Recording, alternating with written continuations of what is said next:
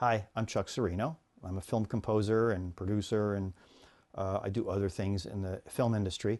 But I've been writing music for movies since 1986, when I was ripped out of my directing career at the time doing Federated commercials, and Jim Wynorski found me, didn't find me, we'd been friends for a long time, but he said, "Chuck, do you want to score the music for Chopping Mall?" And so I gave it a shot, and that started the ball rolling on my music scoring career. And I'm here today to tell you about something that I have for sale, and it's a CD called CINEMA IMAGINAIRE. And I'm going to tell you a little story about how this CD came to be. It's an anthology of film music from movies that don't exist. But it has an immediate past, and I will, not immediate, it's a half a century past. I started collecting film music about 50 years ago in 1967 when I was 14. And my first soundtrack, I went to see a movie called Born Free, and the music just jumped out at me as, wow, this is special, this is amazing. And so I bought this. I went to the store and I said, I'm going to buy this album of Born Free music. And this album, this is a LP that has been played perhaps 500,000 times when I was a child. And it has Born Free on it, the score for Born Free. Not the whole score, but some primary cues from the film that are original. They were John Barry's original. But it also has Dr. Zhivago, another film that had come out recently, and Grand Prix, another film. So when I bought this album and would play it over and over, not only was I getting a great dose of Born Free, I was getting Dr. Zhivago and Grand Prix. And I was not listening to the rock and roll of the 60s. I didn't listen to the radio that much unless it was the Batman theme by Neil Hefti. But this is the kind of stuff I was listening to in it. And that led to me collecting soundtracks over the years. And in the 60s, I was collecting these kinds of things.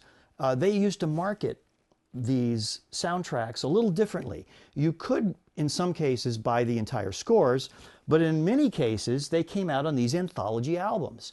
And the anthologies came with some amazing artwork. Does this one have it? Yeah. Like, here's an example. You would get this album, and you had all this montage of pictures from the films. And I had no idea. It wasn't the day where you could just order up any film online or Netflix. You didn't have that. You had to go to a movie theater. That's the only way you could see the film. So you'd look for it in the theater. You'd do a lot of searching for these films, and many times you wouldn't find them at all. You could find them all now. Here's another one. This one had all kinds of wonderful themes. I was introduced to Elmer Bernstein on this one, Francis Lai, Johnny Mandel's score for Russians Are Coming, which was one of my favorites at the time. And of course, Neil Hefti again, who was one of my favorite composers as a child. Then you got the real cheesy kind of knockoffs of themes. This is a soundtrack of themes from other TV shows.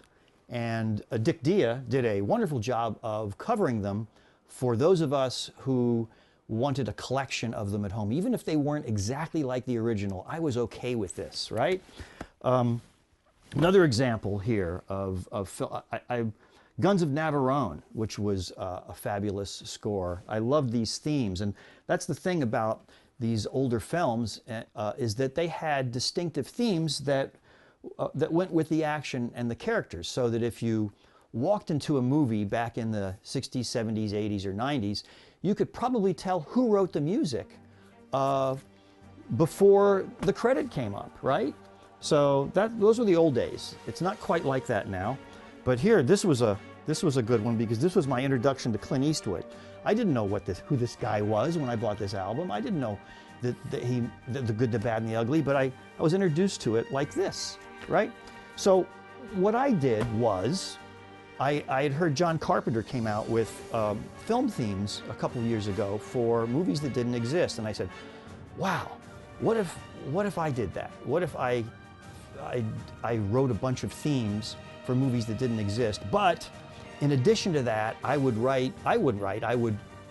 come up with ideas for, and then my old-time friend, Dave Nichols, who I grew up with all these scores, he and I would write synopsis for each one, or a little treatment.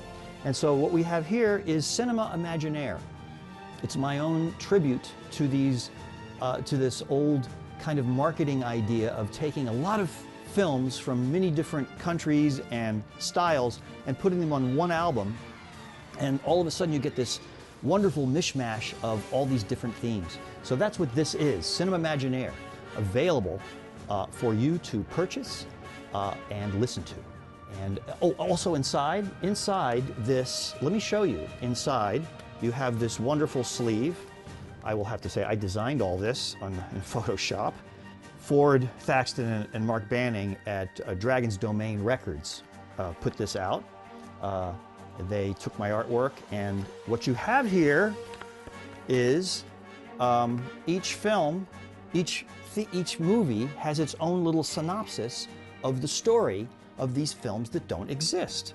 And so you get this little fold out here with, it's like a storybook with a little tiny bit of artwork for each one of the movies. It's a tribute thing to all the past composers, soundtrack marketers, and people who shaped my musical past, because when I score a film, I don't tap into like 4 years of film music school or music school. I tap into 50 years of listening to these incredible soundtracks.